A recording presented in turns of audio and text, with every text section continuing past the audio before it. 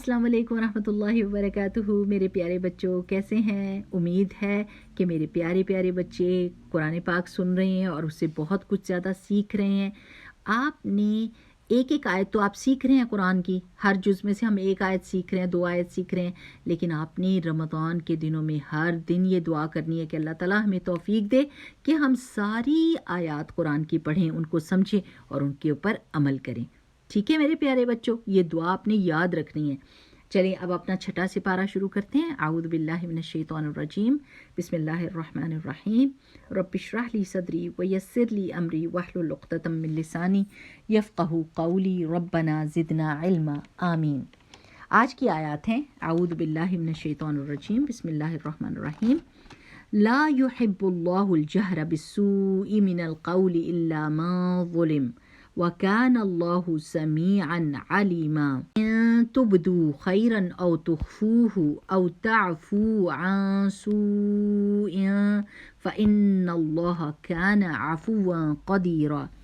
अल्लाह सुब्हानहु व तआला ये पसंद नहीं करता कि कोई शख्स दूसरे के मुतालिक एलानिया बुरी बात करे, इल्ला ये कि जिस पर जुल्म हुआ हो, और अल्लाह सुब्हानहु व तआला सब कुछ सुनने वाला और सब कुछ जानने वाला है। अगर तुम कोई भलाई एलानिया करो या छुपा कर करो या किसी का कसूर माफ़ कर दो तो अल्लाह ताला भी बड़ा माफ़ करने वाला और हर बात पर कुदरत रखने वाला है। अच्छा मेरे प्यारे बच्चों, अब अल्लाह सुब्हानहु व तआला ने कहा है कि अल्लाह ताला नहीं पसंद करता कि सू को खुले तरीके से मेंशन किया जाए। पहले तो ये समझ लें कि सू होता क्या है, बुराई क्या होती है। बुरे काम करना, लोगों को तंग करना, अपनी ज़ुबान से, अपने अमल से बुरे लफ्ज़ बोलना, बुरे ऐसे काम करना जो फहश हों, इनडिसेंट जैसे होता है ना, जो गंदे काम करना या गंदी बात करना, दूसरों को इल्ज़ाम देना, गाली गलोच करना, नाफरमानी करना, बेअदबी करना, ये सब चीज़ें बुराइयों में आती हैं। ठीक है ना। अब प्यारे बच्चों, समझने की बात ये है कि बुरे अमल करना ही एक बहुत बड़ी सज़ा वाला गुनाह होता है। ऐसा गुनाह होता है जिसपे सज़ा मिलती है। तो अगर उन्हीं गंदी बातों को खोल खोल के लोगों के सामने बयान करने शुरू कर दें तो फिर तो और भी मुसीबत पड़ जाएगी, और भी गुनाह होगा, है ना। तो हमारा अमल कैसा होना चाहिए कि अगर हमसे कोई गलती हो गई है तो हम अल्लाह सुब्हानहु व तआला से उसकी माफ़ी मांगें और तौबा करें और अल्लाह ताला से ये वादा करें कि आइंदा हम कभी नहीं करेंगे। और अगर किसी दूसरे से कोई गुनाह हो गया है तो हमको ये नहीं चाहिए कि हम उसको शर्मिंदा करें या उसको उसकी बेइज्जती करें और सारे लोगों में उसको फैला दें, या सोशल मीडिया पे जैसे फेसबुक है, इंस्टाग्राम है, या ऐसी जगहों पर उसको पोस्ट कर दें जिसकी वजह से उस बंदे की बहुत बेइज्जती हो जाए। ये गलत काम है, ये गंदा काम है और अल्लाह सुब्हानहु व तआला को ये बात पसंद नहीं है। बल्कि हमें ये चाहिए कि अगर हम उसकी इस्लाह करना चाहते हैं, हम उसको दुरुस्त करना चाहते हैं, तो हमें चाहिए कि उसको राज़दाराना तरीके से अकेले में समझाएं और उसको नसीहत करें ताकि वो बात को समझ जाए। अब आप सोचिए ये कि अगर बुरे काम किसी ने किया है और उसको सारे मीडिया पर लगा दिया गया है, सब लोग उसको देख रहे हैं, उस बात को सुन रहे हैं, तो इससे लोगों के दिल सख्त हो जाते हैं, वो बंदा शर्मिंदा हो जाता है। और कुछ लोग ऐसे होते हैं जिनके दिमागों में ख़राबी होती है, वो उनको बुराई का आइडिया मिल जाता है। वो कहते हैं कि अच्छा बुराई इस तरह भी हो सकती है, चलो हम अब इस तरह करेंगे, तो बुराई और ज़्यादा फैल जाती है, जो कि अल्लाह सुब्हानहु व तआला को ये बात नापसंद है। जैसे मेरे बच्चों, एक मैं आपको मिसाल देती हूँ कि स्कूलों में कभी कभी कोई बच्चे बुलीज़ होते हैं जो दूसरों को मारते हैं, धमकाते हैं और उनको बुरा भला कहते हैं। और अक्सर व बेशतर ऐसे होता है किसी एक बच्चे को वो मार रहे होते हैं तो दूसरे बच्चे बजाय इसकी कि उसकी मदद करें वो वीडियो बनाने लग जाते हैं और उस वीडियो को फिर सारी जगह पे पोस्ट कर देते हैं, इंस्टाग्राम पे, फेसबुक पे, ट्विटर पे, जहाँ पर भी उन्होंने पोस्ट कर दिया। अब क्या हुआ, इस वाक़े के बाद वो बच्चा जिसको मार पिटी थी वो तो बहुत ही ज़्यादा शर्मिंदा हो जाएगा, क्योंकि उसको पता चल गया कि सारी दुनिया ने देख लिया कि मुझे मार पिट रही थी। और जो लोग मार रहे थे उनको दूसरे बुलीज़ ने देखा, दूसरे बुरे बच्चे जो हैं वो देखेंगे तो कहेंगे लो یہ دیکھو یہ بلیز اس کو مار رہے تھے, کسی نے مدد ہی نہیں کی, اس کا مطلب ہے ہم بھی جس کو مرضی چاہے ماریں, اور ان کو یہ آئیڈیا مل جائے گا اور وہ بھی بلیز بن جائیں گے اور وہ بھی لوگوں کو نقصان پہنچائیں گے. اب جس نے یہ پوسٹ کیا ہے, جس نے یہ چیز پھیلائی ہے, اس کو کتنا گناہ ملے گا؟ بلکہ اس کی بجائے اس کو چاہیے تھا کہ وہ استادوں کو, ماں باپ کو, پرنسپل کو اس معاملے میں ڈال کر اور مدد لیتا, اور ان بچوں کو سزا ملتی جنہوں نے برا کام کیا تھا, اور اس بچے کی مدد ہو جاتی اور سچائی کی جیت ہو جاتی. تو بالکل اسی طرح جیسے کوئی جھوٹ بولتا ہے یا کوئی دھوکہ دیتا ہے اور پھر وہ سب میں پوسٹ کر دیتا ہے کہ میں نے ایسے دھوکہ دیا, ایسے میں نے جھوٹ بولا اور میں آرام سے نکل گیا اور کسی نے مجھے پکڑا بھی نہیں.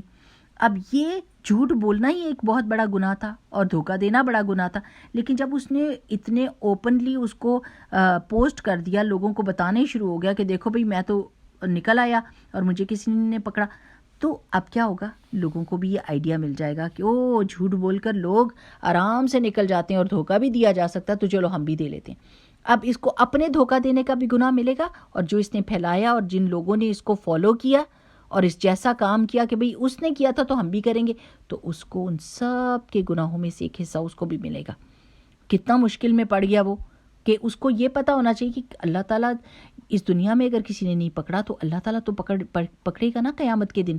فرشتوں نے لکھ لیا, اللہ تعالیٰ نے دیکھ لیا, اور قیامت کے دن کتنا مشکل دن ہوگا اس کے لیے کہ اس کو اس چیز کا جواب دینا پڑے گا. یعنی دنیا میں تو ہم لوگوں کو دھوکہ دے سکتے ہیں, لیکن اللہ تعالیٰ کو تو دھوکہ نہیں نہ دے سکتے. اللہ تعالیٰ کو تو ساری چیزیں پتہ ہیں. چاہیے تو یہ تھا کہ وہ جب اس نے جھوٹ بولا اور دھوکہ دیا تو اس کو توبہ کرنی چاہیے تھی اللہ تعالیٰ سے, اور ان لوگوں سے معافی مانگنی چاہیے تھی, لیکن اس نے یہ کیا کہ اس نے اس چیز کو پھیلا دیا اور بہت زیادہ برا کام کیا جو اللہ تعالیٰ کو نہیں اچھا لگتا. اچھا, اسی آیت میں اللہ تعالیٰ نے یہ بتا دیا کہ ایک صورتحال ایسی ہو سکتی ہے جس میں کوئی بری بات کو اوپنلی کہے, اور وہ کب؟ جس کے اوپر ظلم ہوا ہے.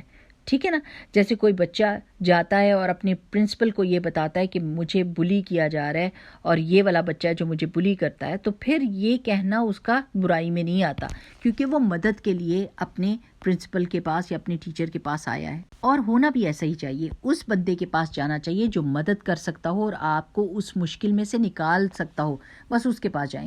جیسے رسول اللہ صلی اللہ علیہ وسلم کے زمانے میں ایک بندہ رسول اللہ صلی اللہ علیہ وسلم کے پاس آیا اور اس نے کہا کہ یا رسول اللہ صلی اللہ علیہ وسلم, مجھے میرا ہمسایہ بہت ہی تنگ کرتا ہے اور میرا اس گھر میں رہنا مشکل ہو گیا. اس زمانے میں لوگوں کو گھر بدلنا بڑی مشکل لگتا تھا. تو رسول اللہ صلی اللہ علیہ وسلم نے اس کی ساری باتیں سن کے فرمایا کہ اپنے گھر کا سامان اپنے گھر کے آگے رکھ دو اور اس کے ساتھ بیٹھ جاؤ. اب اس کو بات سمجھ تو نہیں آئی, پر اس نے ایسے ہی کیا. اس نے گھر کا سامان نکالا اور گھر کے باہر بیٹھ گیا. اب اس کا ایک ہمسایہ جو اس ہمسائے کے علاوہ تھا وہ آیا اور اس نے کہا آپ نے سامان کیوں باہر رکھا ہے؟ اس نے کہا جی میرا ہمسایہ مجھے بہت تنگ کرتا ہے. ان کا ہو کتنا برا ہمسایہ ہے. اب اس ہمسائے کو پتہ چل گیا کہ میری برائی ہو رہی ہے. پھر دوسرا ہمسایہ ہوا ہے, اس نے کہا بھائی آپ اپنے سامان کے ساتھ باہر کیوں بیٹھے ہیں؟ انہوں نے کہا کہ میرا ہمسایہ مجھے بہت تنگ کرتا ہے. انہوں نے کہا بہت ہی برا ہمسایہ.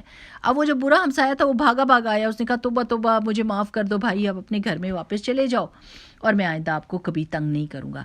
اب کیا ہوا؟ وہ چیز اسی جگہ پر تھوڑی سی جگہ میں سالو ہو گئی اور وہ بندہ درست ہو گیا اور اس بندے کو مدد مل گئی اور یہ اپنے گھر میں سکون میں ہو گیا. لیکن اگر ایسا ہوتا کہ یہ روتا اور چیختا اور مسجد نبوی میں جاتا اور ساری مدینہ کو پتہ چل جاتا کہ یہ کتنا برا بندہ ہے, تو پھر وہ چیز سالو نہیں ہو سکتی تھی. لیکن یہ ایک دو بندوں کو پتہ چلا اور اس کے آس پاس کے گھر والوں کو ہی, اور وہ اس نے درست بھی کر لیا اپنے آپ کو اور لوگوں نے اس کی تعریف بھی کر دی. ٹھیک. اور اللہ سبحانہ وتعالیٰ ہر چیز سنتا اور جانتا ہے نا پیارے بچوں. اگلی آیت کا حصہ اگلی آیت یہ ہے کہ اگر تم کوئی بھی نیکی کھلے سے کرو, یعنی آپ نیکی کرتے ہیں اور آپ کو پتہ ہے کہ اس نیکی میں اور لوگ بھی شامل ہو سکتے ہیں اور آپ کی نیت یہ ہے کہ سب لوگ نیکی کا حصہ پائیں, اور آپ سب کو کہتے ہیں کہ جیسے آپ کسی کی مدد کریں اور آپ کہہ رہے ہیں پیسے پورے نہیں ہو رہے, اگر آپ بھی اپنا حصہ ڈالنا چاہتے ہیں تو ڈال دیں. تو اب کیا ہوگا؟ لوگ بھی اس نیکی میں شامل ہو جائیں گے, اور آپ کی نیت یہ تھی کہ زیادہ سے زیادہ لوگوں کو ثواب ملے, تو الحمدللہ یہ نیکی بھی اچھی ہے.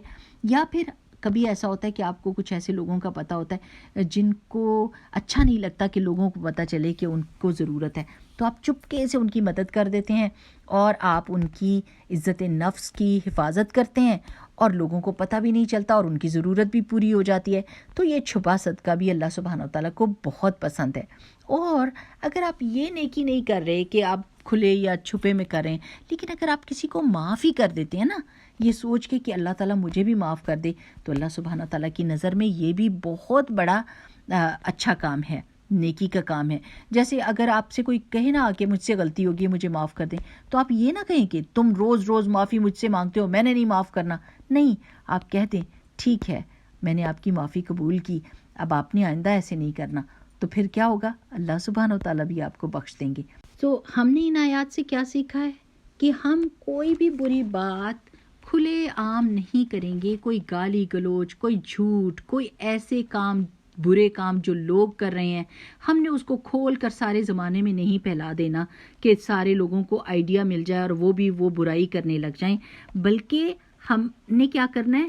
ہم نے رازدارانہ طریقے سے لوگوں کو ان کی غلطیوں اور کوتاہیوں کے بارے میں بتانا ہے تاکہ وہ اس کو درست کر لیں اور ان کی انا مجروح نہ ہو، وہ شرمندہ نہ ہوں اور وہ توبہ استغفار کر لیں.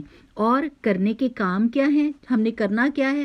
ہم نے اچھے کام کرنے ہیں، ہم نے لوگوں کی زندگیوں میں آسانی لانی ہے، ہم نے لوگوں کے چہرے پہ مسکراہٹ لانی ہے، لوگوں کی مدد کرنی ہے، ان کو مشکلوں میں سے نکالنے کے لیے کوشش کرنی ہے. اور اگرچہ اسلام ہمیں یہ حق دیتا ہے کہ اگر کسی نے ہمارے ساتھ زیادتی کی ہے تو ہم اس کا بدلہ لے سکتے ہیں، لیکن ہمیں یہ یاد رکھنا چاہیے کہ اللہ سبحانہ و تعالیٰ کو معاف کر دینا زیادہ پسند ہے.